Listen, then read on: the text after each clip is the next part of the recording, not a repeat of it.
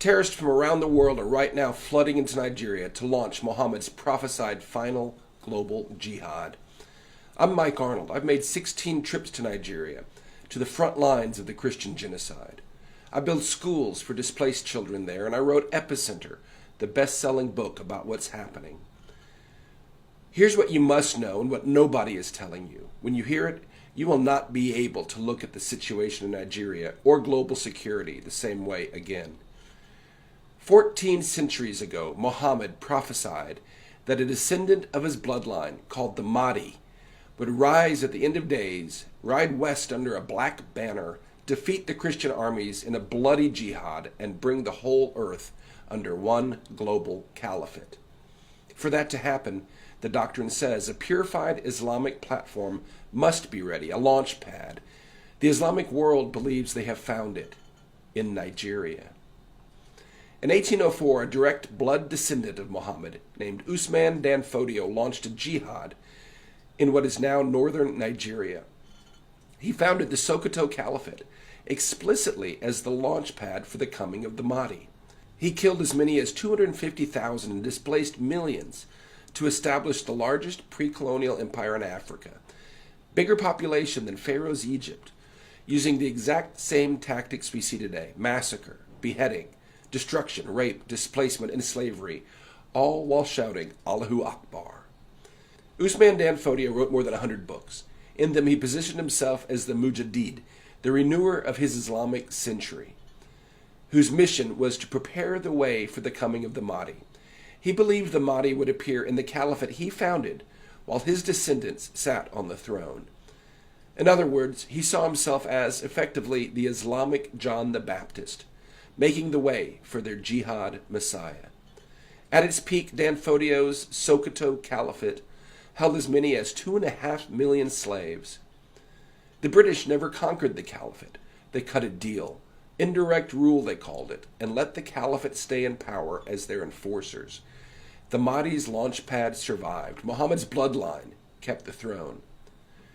The British forcibly chained the vibrant, largely Christian, English-speaking South to this dark, feudal caliphate.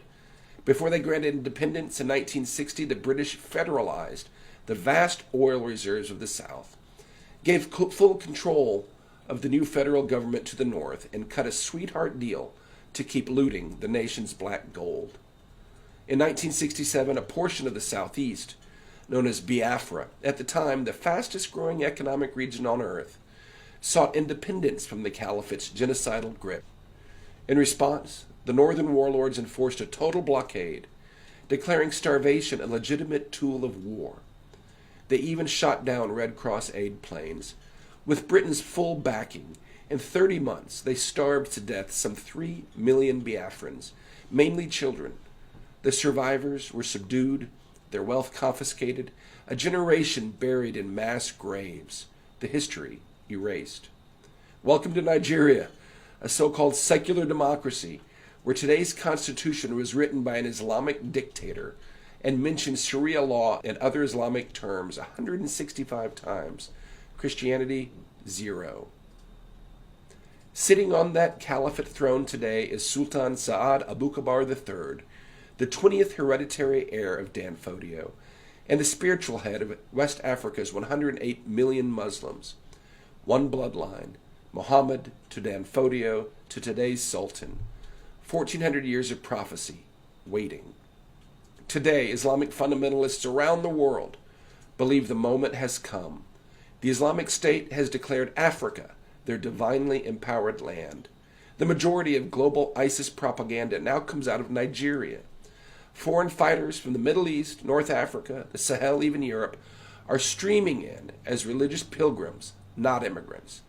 They believe this is where Allah has called them to die for the fulfillment of Muhammad's prophecy.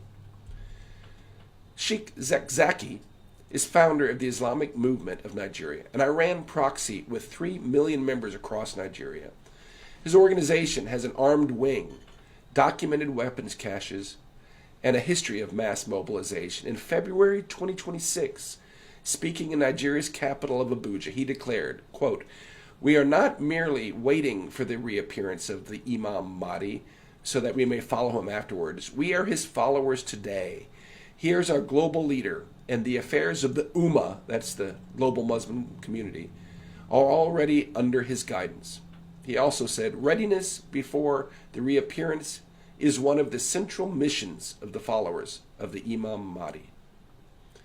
Leading Islamic nations are actively helping build the Mahdi's launchpad in Nigeria today. Turkey just signed a major deal with President Bola Tinubu to train Nigerian troops using a group whose stated mission is to, quote, pave the way for the long-awaited Mahdi by helping the Islamic world achieve military superpower status. Iran, whose entire regime exists to hasten the Mahdi, has helped build Zakzaki's massive Islamic movement in Nigeria. Saudi Arabia spent decades building the doctrinal pipeline that birthed Boko Haram, and Qatar is the banker. The movement's toll is staggering. Since the founding of the caliphate, the start of this jihad, as many as 6 million Nigerians dead, 10 million enslaved, 25 million displaced. Since 2009 alone, 125,000 Christians slaughtered, along with 60,000 peaceful Muslims who refused to join the jihad, according to Nigeria's human rights group Intersociety. More than 20,000 churches destroyed. Today, 80% of all Christians killed worldwide for their faith are killed in Nigeria, most by jihadis from the same tribe, same caliphate, same prophecy, using the exact same tactics Dan Fodio used 222 years ago. Allahu Akbar. This is the longest running and longest active genocide on earth, a hidden Holocaust. Today in Nigeria, college girls are burned to death for praising Jesus on WhatsApp, and nobody is punished. Farmers are sentenced to death for defending themselves against terrorists. The Chinese are looting vast amounts of blood minerals and funding the jihad groups to clear the land, bribing the military and political leaders to look the other way. A prisoner of conscience named Nnamdi Kanu is serving a life sentence in Sokoto prison for truth spoken in England, illegally abducted from another country, and convicted under a law no longer on the books. Youth are executed in the street by federal police. Influencers who speak the truth are taken, tortured, and disappear. Thousands of men, women, and children are abducted, held in what can only be called concentration camps, many tortured and killed, in sophisticated kidnapping schemes pioneered by Boko Haram. Nigeria's 50 million school children are today being forcibly indoctrinated by the government. The man in control of the nation's curriculum, from preschool through college, is the world's leading expert on the Islamization of knowledge, and he considers it an intellectual jihad. As many as 10 to 12 million peaceful and productive Nigerians have been forced from their ancestral lands, living and dying in the most horrible conditions imaginable, denied recognition and aid by the government. Without intervention, it is expected that as many as 50% will be radicalized in the next few years. That's 5 to 6 million more jihadis. At the same time, the government gives captured terrorists room, board, and free classes, then releases them back to the community, rehabilitated. Many are even given government jobs. Statistics show most are likely to go right back to killing. On May 16th, President Trump killed the world's #2 ISIS commander in a strike on his compound in Nigeria. Nigeria's government had given this terrorist cover officially by declaring him dead 2 years ago. But strikes alone will not stop what the jihadis believe is the fulfillment of a 1,400-year-old prophecy. The caliphate has a 222-year head start. They are hijacking the nation's inevitable rise, on track to become the third most populous nation on earth by 2050, a top 5 oil producer with $1 trillion in mineral reserves, making more movies than Hollywood and dominating the streaming charts. They see Nigeria today as the greatest platform in history for the Mahdi to finally come and conquer the world. President Trump, you must act now. You have rightly called radical Islamic jihad the greatest threat to our national security. Nigeria is the epicenter. You must know that working with the Nigerian government to end this genocide is like working with the Third Reich to end the Holocaust. You cannot stop this with sanctions. Jihadis are prepared to die for their cause, And China is more than happy to backfill any economic loss we impose on Tinubu's regime.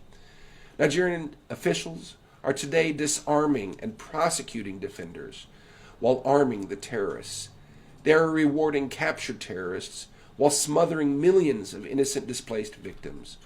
They are violently suppressing truth speakers and spending millions to propagate lies in Washington. Top Tinubu administration officials have recently called the killers brothers and prodigal sons who deserve to be rehabilitated. The radicals have fully hijacked the school system with the philosophy of Boko Haram. As you have found in Iran, you cannot simply negotiate or partner with people who believe Allah has called them to fulfill a 1,400-year-old prophecy. And that is exactly what you are facing in Nigeria. But I believe you can flip Nigeria without a war. The people of Nigeria are incredible. They have unlimited potential. They rise to the top wherever they go in the world. Give them the chance to do that at home, and they will build an amazing nation, a real Wakanda, and America's greatest ally in Africa, a lighthouse of freedom in a dark part of the world. Just watch.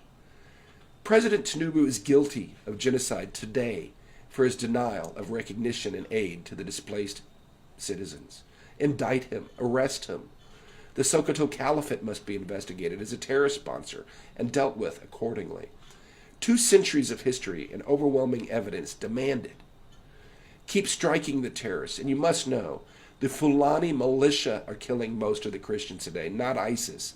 Hit them too. Take them all out. Conduct a full census of the displaced. Interview them. They are eyewitnesses to genocide. And help coordinate the international aid they desperately need. Finally, ensure a free and fair referendum for a new constitution written by and for the people. Allow them to determine their own boundaries and watch them rise. Islamic jihadists today are finally recognized as the greatest threat to global security. Today, the Sokoto Caliphate in Nigeria is the only throne in the world that meets the classical Sunni requirements for a legitimate caliphate. And it was built explicitly to be the platform for the prophesied Mahdi, the launch pad for the final jihad to conquer the world. This is the epicenter. If we do not fight this fight in Nigeria today, we will fight it here in our own backyard tomorrow.